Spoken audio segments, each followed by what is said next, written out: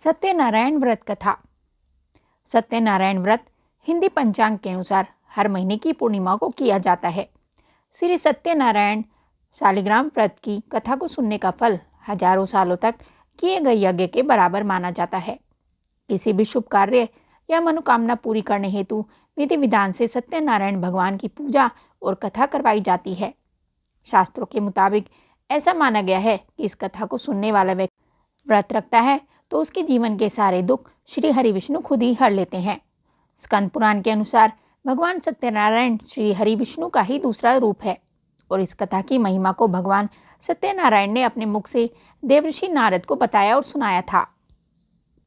सत्यनारायण कथा की पूजन सामग्री: शालिग्राम जी की मूर्ति, काला तिल, कलश, गंगाजल, गरी, गोला, रोली, मोली, इत्र, इलायची, कमलगट्टा, चावल, दुर्बा, पंचमेवा, पीली सरसों, बताशा, बेलगिरी, लाल चंदन, सिंदूर, शहद, लौंग, सुपारी, कपूर, हल्दी, आम के पत्ते, ऋतुफल, कपड़ा 1.25 मीटर लाल कपड़ा, 1.25 मीटर पीला, तुलसी दल, चौकी, केसर, पंचरत्न, धूप, नैवेद्य, पंचपल्लव, गुलाब के फूल, पंचामृत, दूध, दही, घृत, शहद, शक्कर, पान का पत्ता, पुष्पों की माला, बंदरवार, जनेऊ, श्रीफल, गूगल, आम की लकड़ी, इंद्रजो, देसी घी, नवग्रह समिधा और हवन सामग्री का पैकेट। ऐसे करें सत्यनारायण भगवान की पूजा।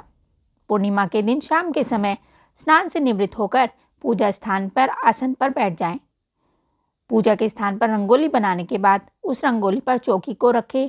फिर उस पर सतिया बनाते हैं। उस सत्य पर केले के पत्ता रख सुंदर सिंहासन पर भगवान का चित्र अथवा शालिग्राम जी की और गणेश जी की मूर्ति विराजमान करने के बाद कलश रख देते हैं।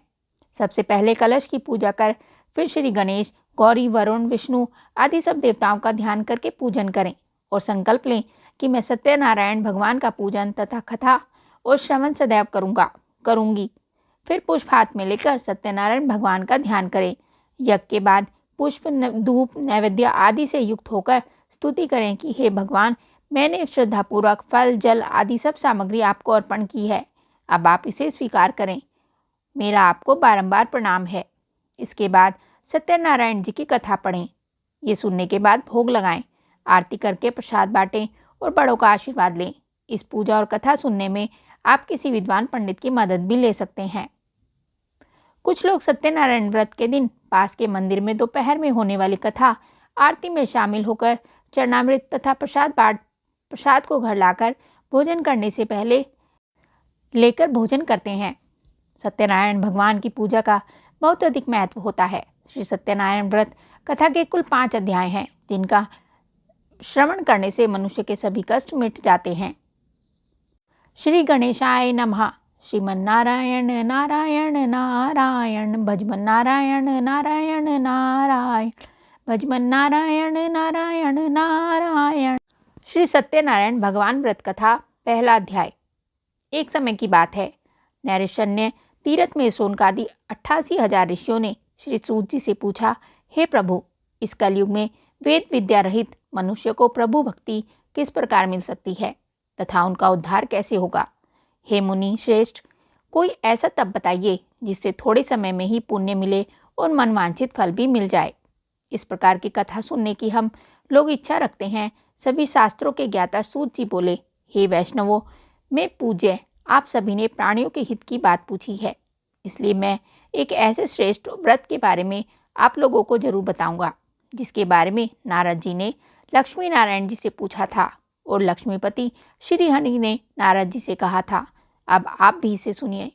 एक समय की बात है, नारद जी दूसरों के हित की इच्छा लिए अनेकों लोकों में घूमते हुए मृत्यु लोक में जा पहुँचे। यहाँ उन्होंने अनेक योनियों में जन्मे सभी मनुष्यों को अपने कर्मों के अनुसार पीड़ा झेलते हुए देखा। उनका दुख देख नारद जी सोचने लगे कि ऐसा क्या किया जाए जिससे निश्चित रूप से मानव के दुखों का अंत हो जाए। इसी विचार पर मनन करते हुए वह विष्णु लोक में गए। वहाँ वह नारायण की स्तुति करने लगे और बोले, हे भगवान, आप अत्यंत शक्ति से संपन्न हैं, निर्गुण स्वरूप, सृष्टि के कारण भक्तों के दुख को दूर करने वाले हैं। आपको मेरा प्रणाम। नारद जी स्तुति सुन भगवान विष्णु बोले, मुनि श्रेष्ठ, आपके मन में क्या बात है, उसे निसंकोच कहें। इस पर नारद मुनि बोले कि मृत्यु लोक में अनेक योनियों में जन्मे मनुष्य अपने कर्मों द्वारा अनेक दुखों से दुखी हो रहे हैं। हे प्रभु, आप तो ये बताइए कि वो मनुष्य थोड़े प्रयास से ही अपने दुखों से कैसे छुटकारा पा सकते हैं। तब श्री हरि बोले, हे नारद, मनुष्यों की भलाई के लिए तुमने बहुत उत्तम प्रश्न पूछा है। स्वर्गलोक में व मृत्युलोक में दोनों में एक दुर्लभ उत्तम व्रत है जो पुण्य देने वाला है। आज प्रेमवश होकर मैं उसे तुमसे कहता हूँ।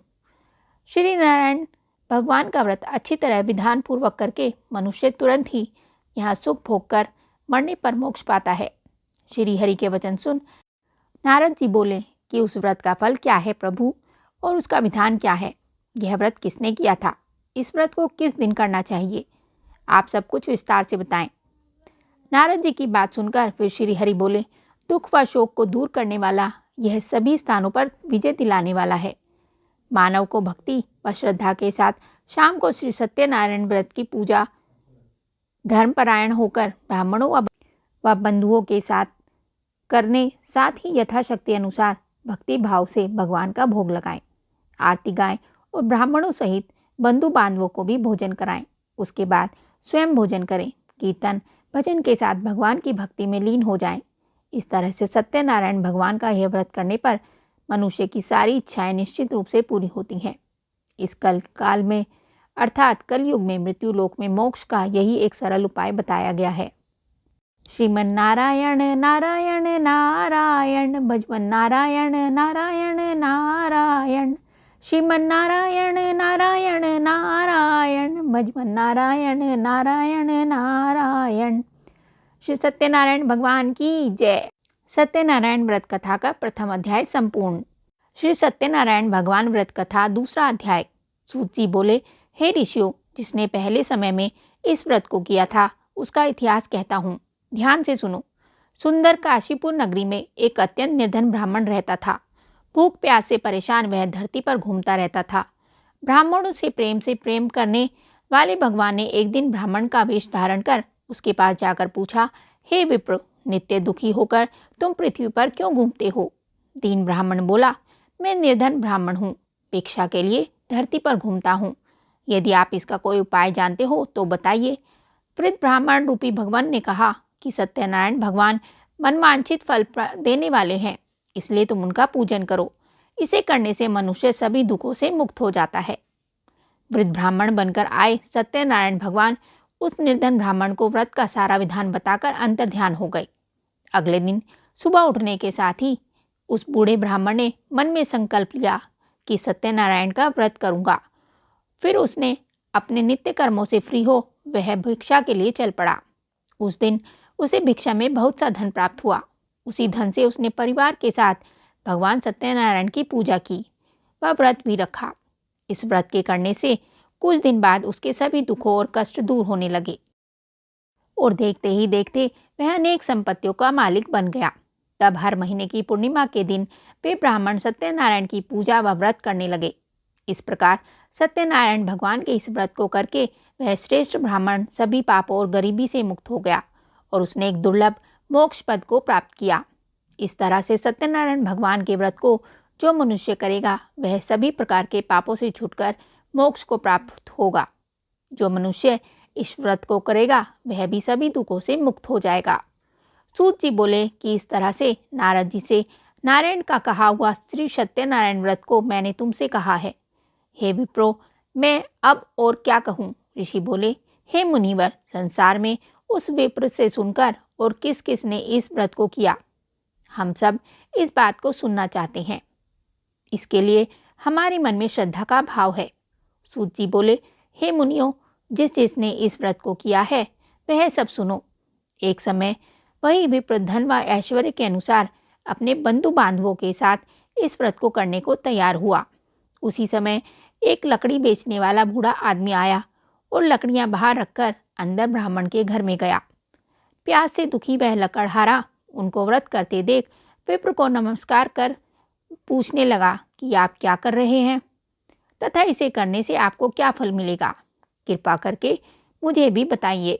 ब्राह्मण ने कहा कि सब मनोकामनाओं को पूरा करने वाला यह सत्यनारायण भगवान का व्रत है। इनकी कृपा से ही मेरे घर में धन धान्य आदि की वृद्धि हुई है। विप्र ने से सत्यनारायण व्रत के बारे में जानकर लकड़हारा बहुत प्रसन्न हुआ। चरणामृत लेकर व प्रसाद खाने के बाद वह अपने घर गया। लकड़हारे ने अपने मन में संकल्प किया कि आज लकड़ी बेचने से जो धन मिलेगा उसी से श्री सत्यनारायण भगवान का उत्तम व्रत करूंगा। मन में इस विचार को ले बूढ़ा आदमी सर पर लकड़ियां रख उस नगर में बेचने गया, जहां उसे अपनी लकड़ियों का दाम पहले से 4 गुना अधिक मिला।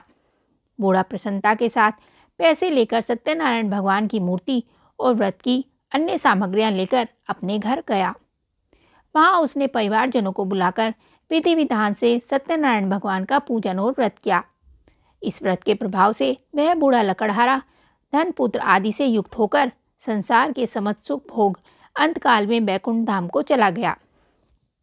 श्रीमन नारायण नारायण नारायण भजमन नारायण नारायण नारायण श्रीमन नारायण नारायण नारायण श्रीमन नारायण नारायण नारायण। बोलो श्री सत्यनारायण भगवान की जय। श्री सत्यनारायण भगवान की व्रत कथा का दूसरा अध्याय संपूर्ण। श्री सत्यनारायण भगवान व्रत कथा तीसरा अध्याय। सूत जी बोले, हे श्रेष्ठ मुनियों, अब आगे की कथा कहता हूँ। पहले समय में उल्कामुख नाम का एक बुद्धिमान राजा था। वह सत्यवक्ता और जितेंद्रिय था। प्रतिदिन देवस्थानों पर जाता और निर्धनों को धन देकर उनके कष्ट दूर करता था। उसकी पत्नी कमल के समान मुख वाली तथा सती साध्वी थी। भद्रशिला नदी के तट पर उन दोनों ने श्री सत्यनारायण भगवान का व्रत किया। उसी समय साधु नाम का एक वैश्य आया। उसके पास व्यापार करने के लिए बहुत सा धन भी था। राजा को व्रत करते देखकर वह विनय के साथ पूछने लगा, हे राजन, भक्ति भाव से पूर्ण होकर आप ये क्या कर रहे हैं? मैं सुनने की इच्छा रखता हूँ, तो आप कृपा करके मुझे बताएं। राजा बोला, मैं अपने बंधु बांधवों के साथ पुत्रादि के प्राप्ति के लिए श्री सत्यनारायण भगवान का व्रत व पूजन कर रहा हूँ। राजा के वचन सुनकर साधु आदर से बोला, हे राजन, मुझे इस व्रत का सारा विधान कहिए। मैं भी इस व्रत को करूँगा। मेरी भी संतान नहीं है और इस व्रत को करने से निश्चित रूप से मुझे संतान की प्राप्ति होगी। राजा से व्रत का सारा विधान सुन व्यापार से निवृत्त हो वह अपने घर गया। साधु ने अपनी पत्नी को संतान देने वाले इस व्रत का वर्णन कह सुनाया और कहा कि जब मेरी संतान होगी तब मैं इस व्रत को करूँगा। साधु ने इस तरह के वचन अपनी पत्नी लीलावती से कहे। एक दिन लीलावती पति के साथ आनंदित हो सांसारिक धर्म में प्रवृत्त होकर सत्यनारायण भगवान की कृपा से गर्भवती हो गई। 10वें महीने में उसके गर्भ से एक सुंदर कन्या ने जन्म लिया। माता पिता ने अपनी कन्या का नाम कलावती रखा। एक दिन कलावती की माँ लीलावती ने अपने पति को याद दिलाया कि आपने सत्यनारायण भगवान के जिस व्रत को करने का संकल्प किया था उसे करने का समय आ गया है। आप इस व्रत को करिए। साधु बोला, हे प्रिय, इस व्रत को मैं इसके विवाह के बाद करूँगा। इस प्रकार अपनी पत्नी को आश्वासन देकर वह नगर को चला गया। साधु ने एक बार नगर में अपनी कन्या को सखियों के साथ देखा तो उसे लगा कि उसकी कन्या अब विवाह योग्य हो गई है और उसने कन्या के योग्य वर ढूंढना शुरू कर दिया। एक दिन साधु की बात को ध्यान में रखते हुए एक नगर में पहुंचा और बहुत देखभाल करके अपनी पुत्री के लिए एक सुयोग्य वर को लेकर घर पहुंचा। सुयोग्य लड़के को देख साधु ने बंधु बांधवों को बुलाकर अपनी पुत्री का विवाह कर दिया। लेकिन दुर्भाग्य की बात कि ये साधु ने अभी भी श्री सत्यनारायण भगवान का व्रत नहीं किया। इस पर श्री सत्यनारायण भगवान क्रोधित हो गए और उसे श्राप दिया। अपने कार्य में कुशल साधु बनिया जमाई को लेकर समुद्र के पास स्थित होकर रत्नासारपुर नगर में आया। वहां जाकर दामाद ससुर दोनों मिलकर चंद्रकेतु राजा के नगर में व्यापार करने लगे। एक दिन भगवान सत्यनारायण की माया से एक चोर राजा का धन चुराकर भाग रहा था। उसने राजा के सिपाहियों को अपना पीछा करते देख चुराया हुआ धन वहां रख दिया जहां साधु अपने जमाई के साथ ठहरा हुआ था। राजा के सिपाहियों ने साधु वैश्य के पास राजा का धन पड़ा देखा तो वह ससुर जमाई दोनों को बांधकर प्रसन्नता से राजा के पास ले गए और कहा कि उन दोनों चोरों को हम पकड़ लाए हैं, आप आगे की कार्रवाई की आज्ञा दें। राजा की आज्ञा से उन दोनों को कठिन कारावास में डाल दिया गया और उनका सारा धन भी उनसे छीन लिया गया। श्री सत्यनारायण भगवान से श्राप से साधु की पत्नी भी बहुत दुखी हुई। घर में जो धन रखा था उसे चोर चुरा ले गए। शारीरिक तथा मानसिक पीड़ा व भूख प्यास से अति दुखी हो अन्न की चिंता में कलावती के ब्राह्मण के घर गई वहाँ उसने सत्यनारायण भगवान का व्रत होते देखा। फिर कथा भी सुनी। वह प्रसाद ग्रहण कर घर वापस आ गई। माँ ने कलावती से पूछा कि हे पुत्री, अब तक तुम कहाँ थी? तेरे मन में क्या है? कलावती ने अपनी माता से कहा, हे माँ, मैंने एक ब्राह्मण के घर में श्री सत्यनारायण भगवान का व्रत देखा है। कन्या के वचन सुन लीलावती भगवान की पूजा की तैयारी करने में लग गई। लीलावती ने परिवार व बांधुओं सहित सत्यनारायण भगवान का पूजन किया और उनसे वर मांगा कि मेरे पति तथा जमाई शीघ्र घर आ जाएं। साथ ही यह भी प्रार्थना की कि हम सबका अपराध क्षमा करें। श्री सत्यनारायण भगवान इस व्रत से संतुष्ट हो गए और राजा चंद्रकेतु को सपने में दर्शन देकर कहा कि हे राजन, तुम उन दोनों वैश्यों को छोड़ दो और तुमने उनका जो धन लिया है उसे वापस कर दो। अगर ऐसा नहीं किया तो मैं तुम्हारा राज्य, धन व संतान सभी को नष्ट कर दूंगा। राजा को यह सब कहकर वह अंतर्ध्यान हो गए।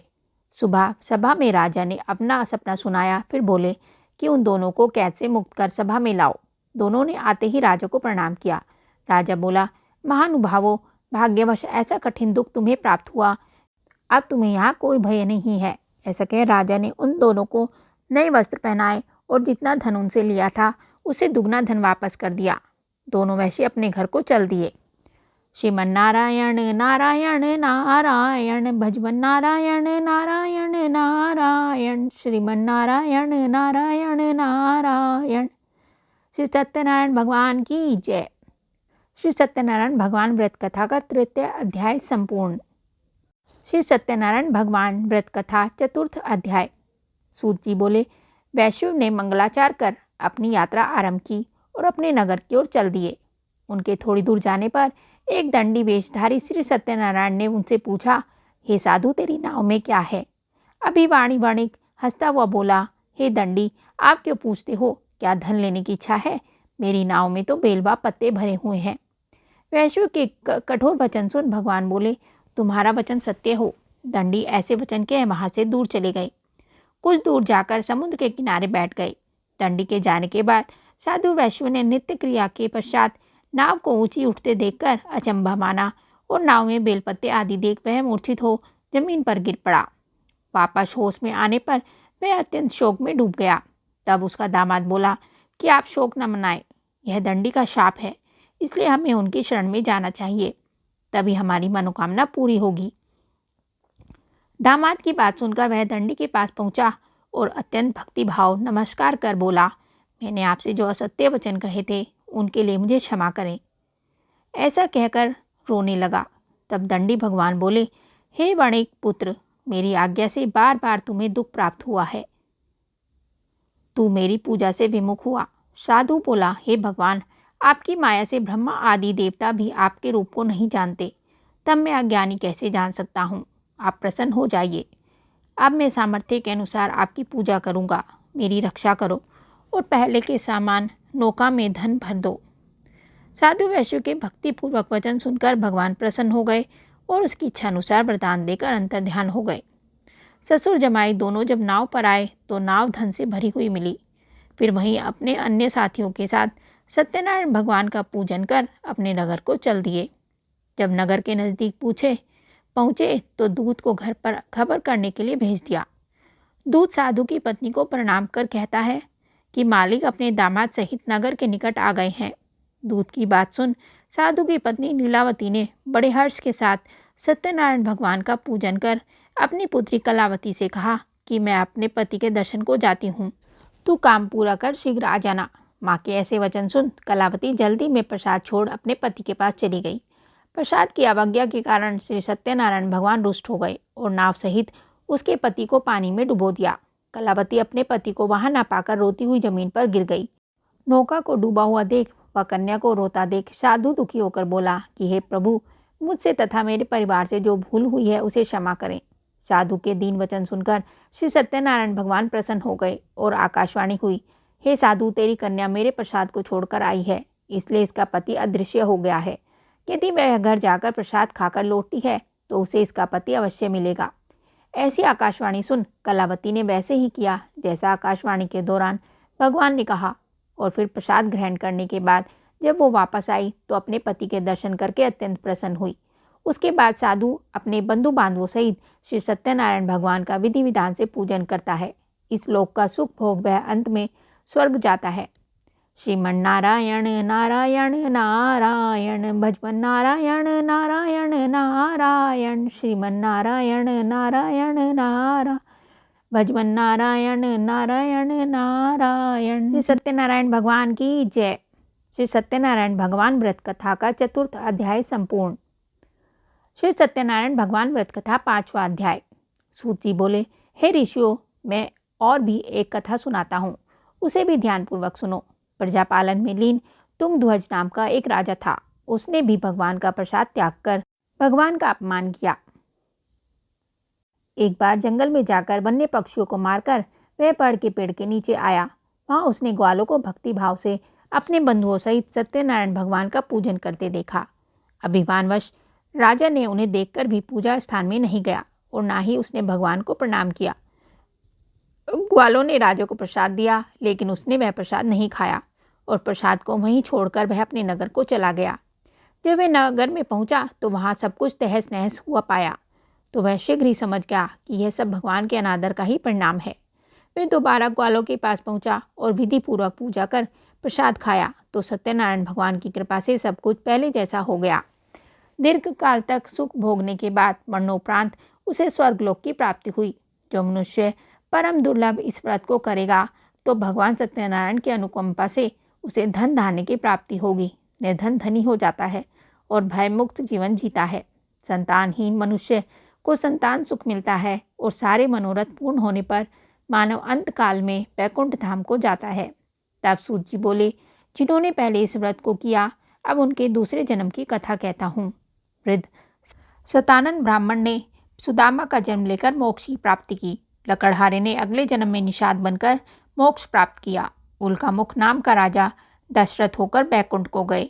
साधु नाम के वैश्य ने मोरध्वज बनकर अपने पुत्र को आरे से चीरकर मोक्ष पाया। महाराज तुंगध्वज ने स्वयंभू होकर भगवान में भक्ति युक्त हो कर्म को मोक्ष पाया। कथा सुनने के बाद सभी ने श्री हरि को झुककर प्रणाम किया। श्रीमन नारायण नारायण नारायण भजमन नारायण नारायण नारायण श्रीमन नारायण नारायण नारायण भजमन नारायण नारायण नारायण। श्री सत्यनारायण भगवान की जय। श्री सत्यनारायण भगवान व्रत कथा का 5वां अध्याय संपूर्ण। श्रीमन नारायण नारायण नारायण भजमन नारायण नारायण नारायण श्रीमन नारायण नारायण नारायण। श्री सत्यनारायण भगवान की जय। ओम जय लक्ष्मी रमणा स्वामी जय लक्ष्मी रमणा सत्यनारायण स्वामी जन पातक हरणा। ओम जय लक्ष्मी रमणा। रत्न जड़ित सिंहासन अद्भुत छवि राजे नारद करत निरांजन घंटा ध्वनि बाजे। ओम जय लक्ष्मी रमणा। प्रकट भय कलि कारण तुझको दरस दियो बूढ़े ब्राह्मण बनकर कंचन महल कियो। ओम जय लक्ष्मी रमणा। दुर्बल भील कठारो जिन पर कृपा करी चंद्रचूड़ एक राजा जिनकी विपत्ति हरी। ओम जय श्री रमणा। वैश्य मनोरथ पायो श्रद्धा तज दीनी सो फल फल भोग्यो प्रभु जी फिर अस्तुत कीनी। ओम जय लक्ष्मी रमणा। भक्ति भाव के कारण छिंछिल रूप धरियो श्रद्धा धारण कीनी तीन को काज सरियो। ओम जय लक्ष्मी रमणा। ग्वाल बाल संग राजा वन में भक्ति करी मन वांछित फल दीनो दीन दयालु हरि। चढ़त प्रसाद सवायो कदली फल मेवा धूप दीप तुलसी से राजी सत्य देवा। ओम जय श्री लक्ष्मी रमणा। श्री सत्यनारायण जी की आरती जो कोई नर गावे तन मन सुख मन वांछित फल पावे। ओम जय श्री लक्ष्मी रमणा। बोलो सत्यनारायण भगवान की जय।